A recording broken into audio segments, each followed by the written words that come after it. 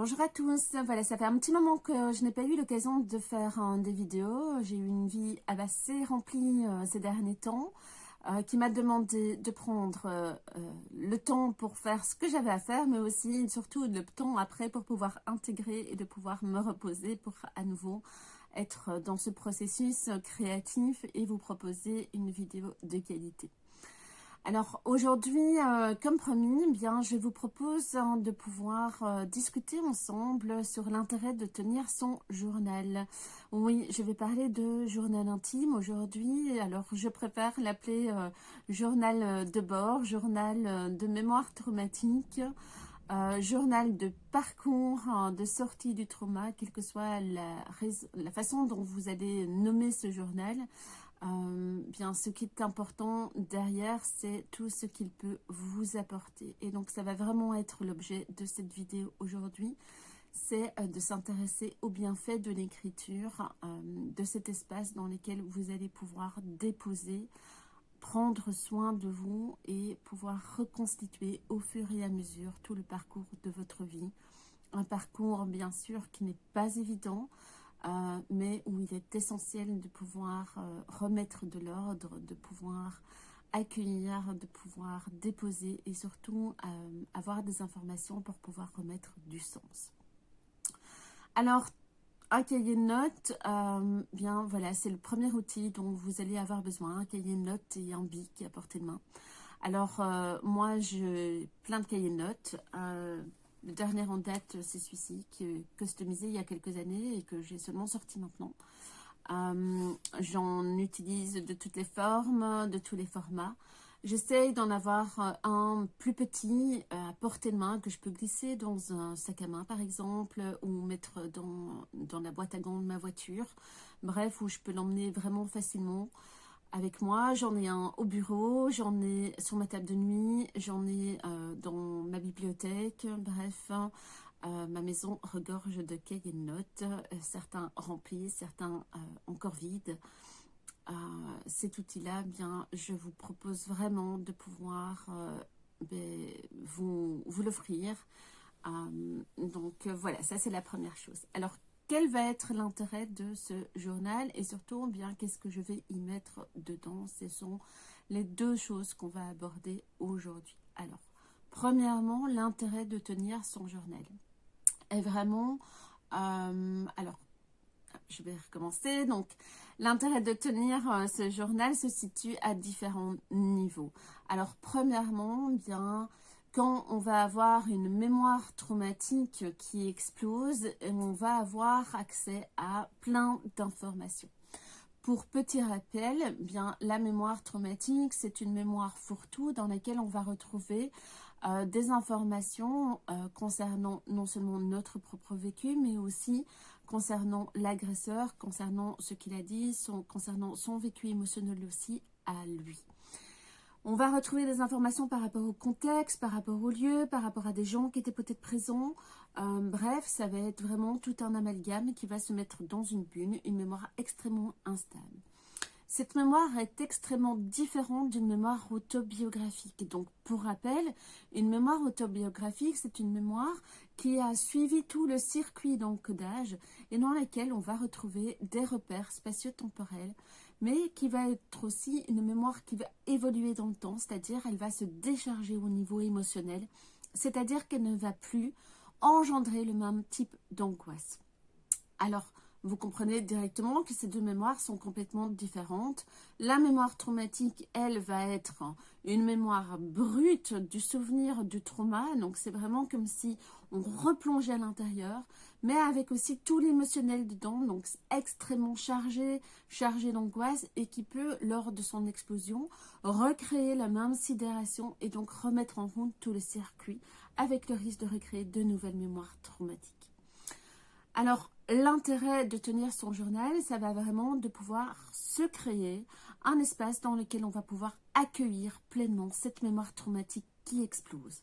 C'est-à-dire l'accueillir, de pouvoir laisser cette mémoire traumatique exploser et aller récolter toutes les informations qu'on peut récolter dedans.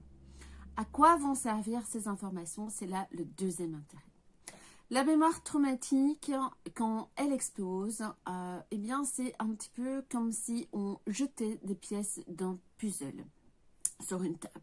Alors, on prend un puzzle directement de 3000 pièces, voire de 5000 pièces, parce que le travail est vraiment ardu. Quand ça explose, eh bien, on va pouvoir avoir l'occasion de retourner des pièces, c'est-à-dire d'aller chercher des informations sur ce qu'il s'est vécu au moment du trauma pour soi, mais aussi de pouvoir permettre de restituer des informations qui ne sont pas de l'ordre de la victime, mais de l'agresseur, et donc de pouvoir décharger une certaine responsabilité qui a pu poser sur nous et qui a été surtout bien induite, imposée par l'agression et par l'agresseur surtout. Alors, en écrivant, mais qu'est-ce qu'on va pouvoir faire? On va pouvoir récolter des informations pour pouvoir bien resituer dans le temps, dans un lieu, de pouvoir comprendre ce que notre agresseur a fait, comment est-ce qu'il est arrivé à ses fins, comment il nous a imposé les violences qu'il a exercées sur nous, comment il a utilisé la menace, sa parole pour nous faire croire qu'on était responsable de ce qui était en train de nous arriver. Et donc, chacune des informations bien, va permettre de reconstituer le puzzle parce que, bien sûr, pour pouvoir assembler les pièces, il faut qu'il y ait des informations qui sont concordantes.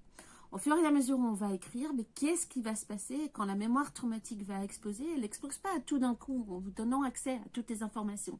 Non, elle va à chaque fois exploser, hop, et à chaque explosion, elle va vous donner des informations supplémentaires qui vont vous permettre, au fur et à mesure, d'assembler des pièces.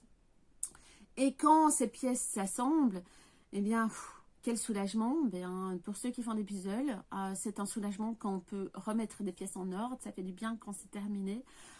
Et on est heureux à la fin quand on a pu refaire son puzzle. Eh bien, c'est exactement la même chose.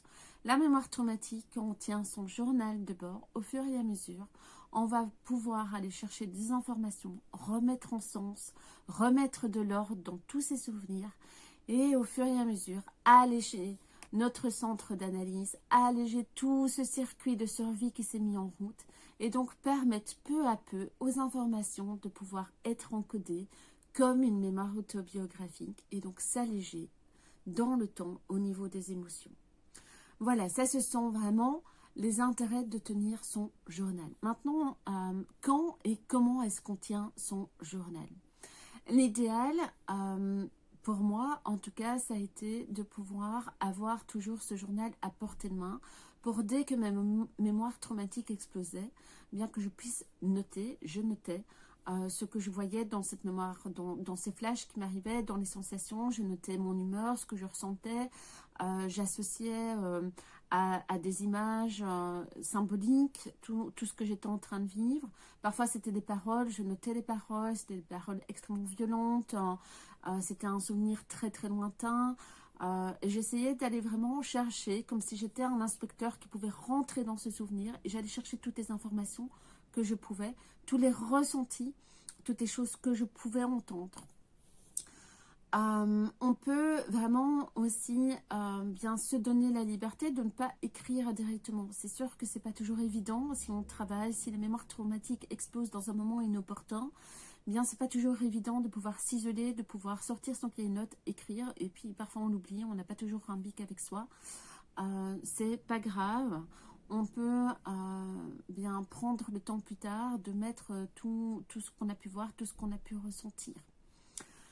Je laisse toujours un cahier de notes sur ma table de chevet depuis des années et ça m'arrive encore si je fais des cauchemars à l'heure actuelle de directement noter dès mon réveil bien les cauchemars que je vais faire parce que je sais qu'en fonction de l'angoisse que j'ai pu ressentir pendant ce cauchemar, que c'est en lien direct avec ma mémoire traumatique et donc je vais pouvoir y trouver des informations. On peut écrire le soir aussi avant de dormir. Vraiment, ça c'est libre à vous de trouver la formule qui vous convient. Il n'y a pas de recette magique. Chaque personne est différente.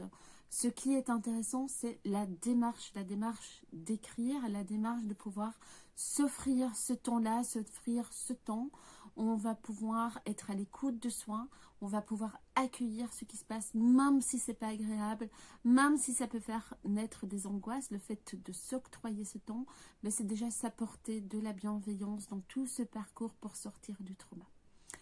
Voilà, j'espère que je vous ai donné suffisamment d'informations et que cette vidéo vous aura donné l'envie de pouvoir tester ce journal.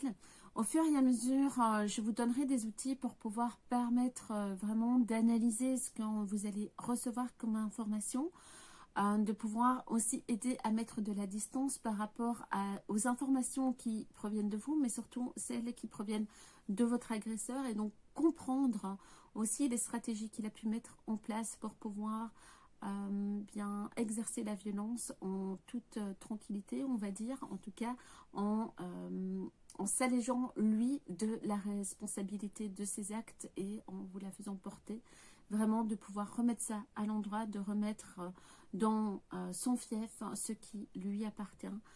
Ça fait vraiment partie aussi du processus thérapeutique de sortie du trauma, c'est de pouvoir se débarrasser de cette culpabilité que vous n'avez pas apportée. Voilà, je termine cette vidéo. J'espère vraiment que vous aurez apprécié. N'hésitez pas à mettre un petit commentaire, à liker la vidéo, à pouvoir vous abonner aussi pour être informé dès la sortie de nouvelles vidéos. N'hésitez pas à rejoindre ma page Facebook aussi, donc Facebook Sensacrea. Et à pouvoir partager si les vidéos vous parlent ou si vous pensez qu'elles peuvent aider d'autres personnes autour de vous. En attendant la prochaine vidéo, je vous souhaite beaucoup d'amour et de bienveillance dans ce parcours que vous entreprenez. Au revoir.